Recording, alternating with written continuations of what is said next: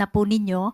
I understand yung sinusulong nilang legislation for that, ma'am, ay supported by majority of the senators. So, is there any message of the President to the senators na nagbabak dito sa legislation na ito? Una-una po, nais ipaalam ng Pangulo na kung may mga kaduda-duda, interes, at hindi naman po bingi ang ating Pangulo para dinggin at pakinggan kung ano yung kanyang mga nakukuhang mga data or facts about supposed to be grantee. So kung nagkaroon man ng desisyon ang Kongreso na patawan or bigyan ng Philippine citizenship, itong si Lee Duan Wang, hindi po kumbinsido ang Pangulo. At yun lamang po, hindi natin ipamimigay ang Philippine citizenship kung may mga kaduda-dudang interes, yung tinatawag na grantee. Next question, Pia Gutierrez, ABS-CBN.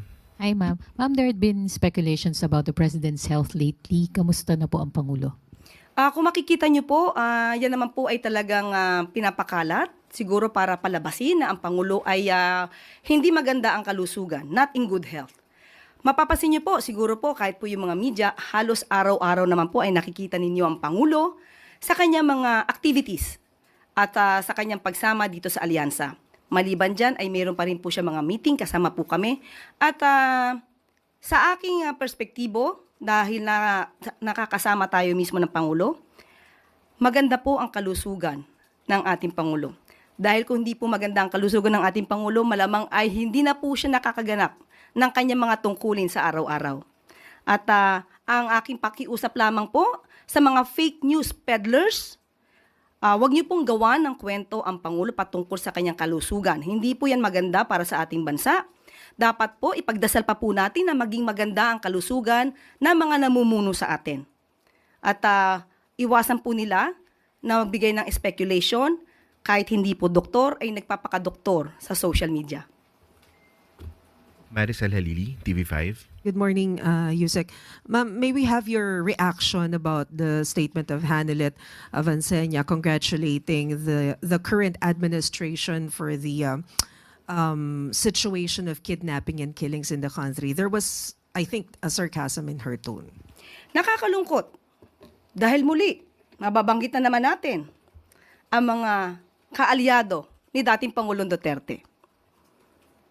Hindi po ginagawa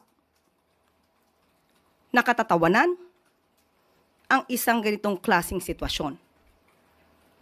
Kaya kay Ms. Hanelet Avancenia, huwag niyo pong gawin na issue. Dahil may buhay po ditong nakasalalay, may mga buhay na nawala. Huwag niyong gawing issue ito at gawin niyong katatawanan ang gobyerno. Hindi natin malaman bakit ganon ang naging attitude ni Ms. Hanelet. Parang ikinatutuwa pa ba niya na may mga ganitong sitwasyon sa bansa? Hindi ba dapat bilang Pilipino, nagkakaisa tayo upang ang bansa natin ay umangat?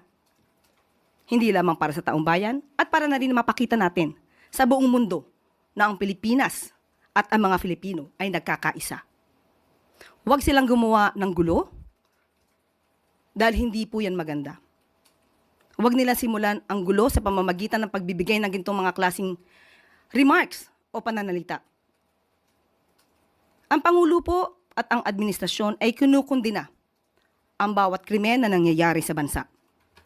Sa katunayan nga po, nagpatalaga na po ang Pangulo, nagkaroon na po ang PNP ng Special Investigation Task Force para mag-focus po sa kaso na ito ni Mr. Anson Ke.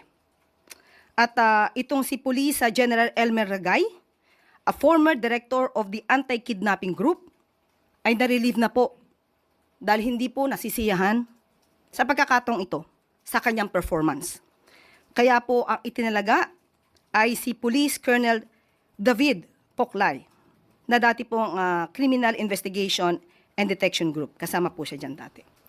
So, makakaasa po ang taong bayan at ang buong sambayanan na hindi po tutulugan ng gobyerno ang mga ganitong klaseng sitwasyon.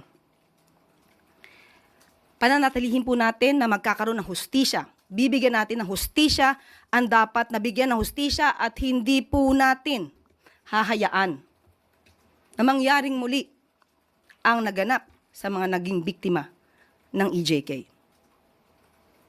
Kaya muli pinapanawagan po natin kay Ms. Hanilet Abençania.